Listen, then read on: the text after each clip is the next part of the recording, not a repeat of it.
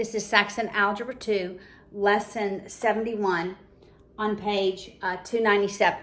All right, it's the quadratic formula.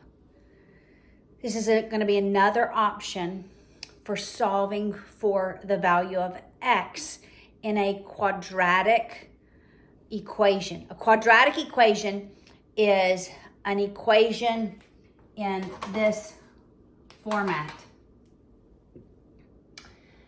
It's ax squared plus bx plus c equals 0. So it's a second degree equation set equal to 0.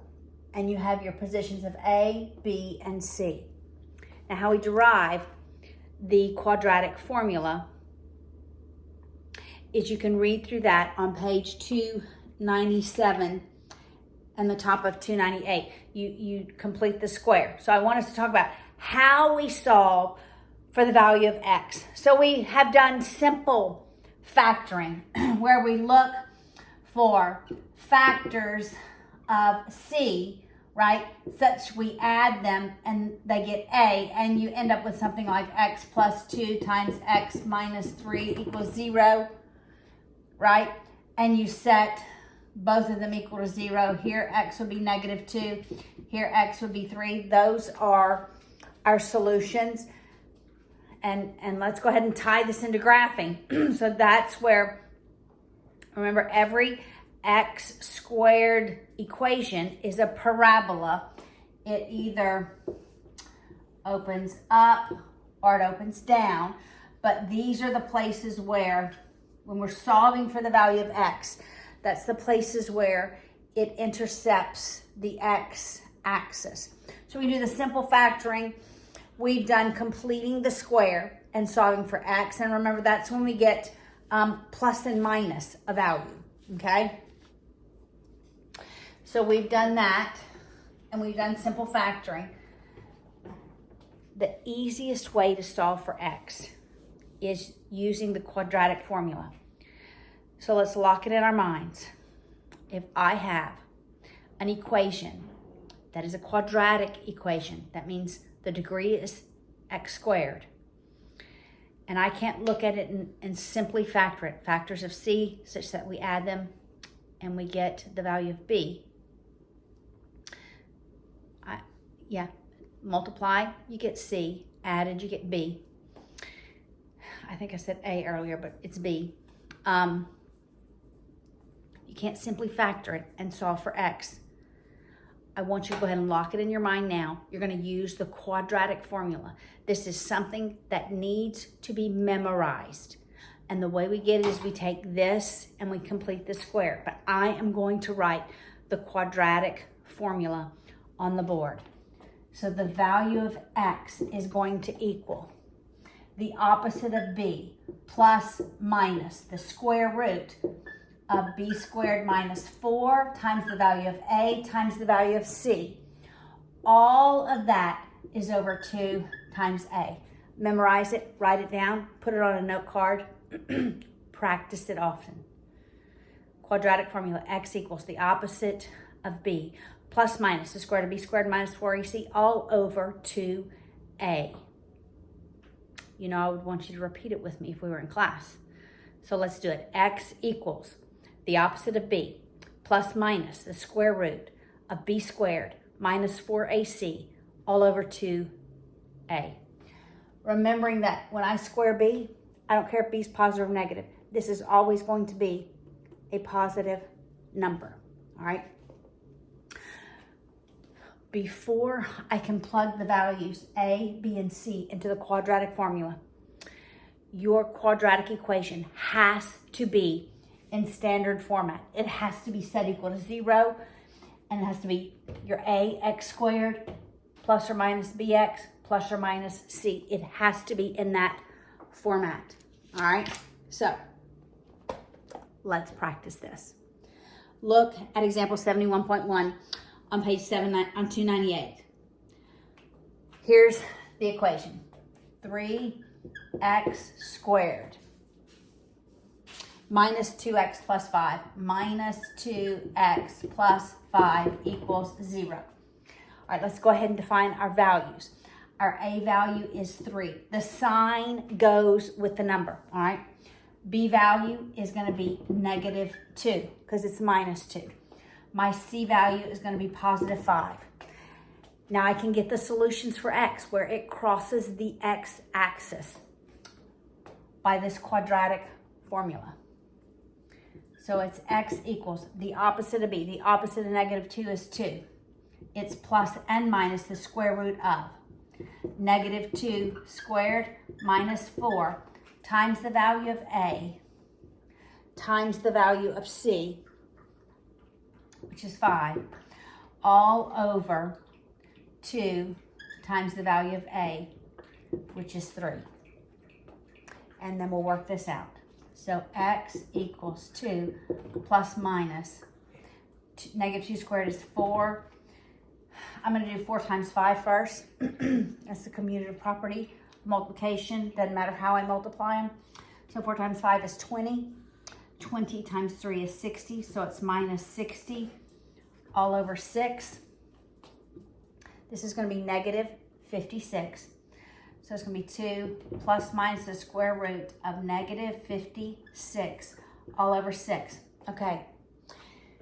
This -56, that negative is going to be an I. And I asked myself, is there any number, a perfect square, that I can pull out of 56? And 56, I can. Because 56 is,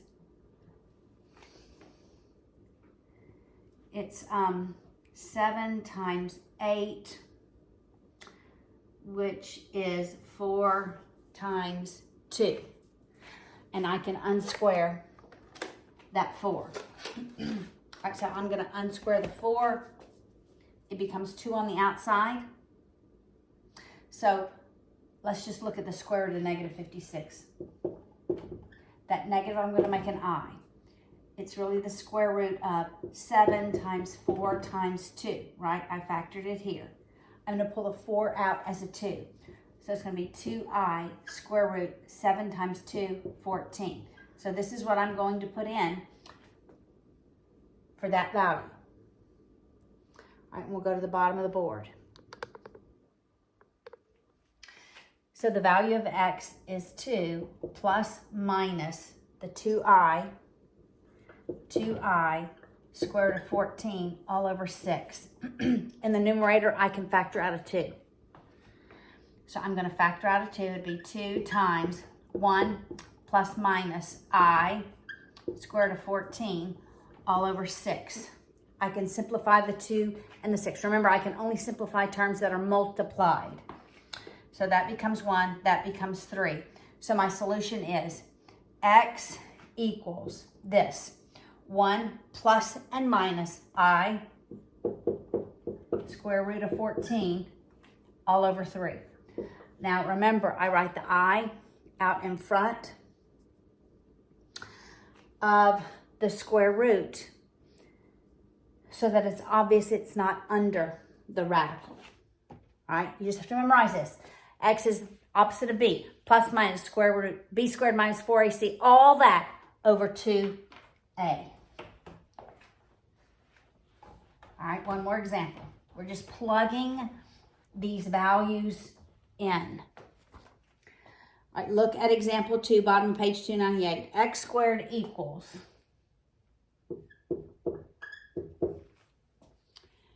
3x plus 28. It is not in proper format. It is not set equal to 0. I have to set it equal to 0 first before I plug in these values.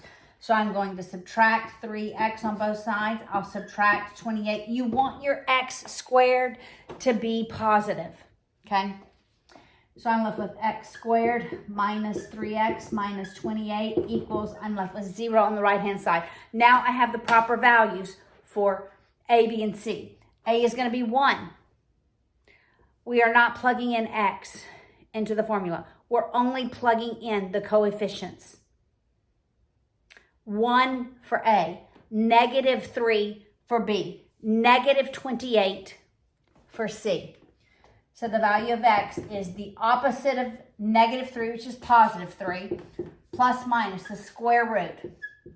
Negative 3 squared plus minus, no, plus, actually just minus, b squared, I was back on the outside, minus 4 times the value of a times the value of c, negative 28, all over 2 times the value of a, which is 1.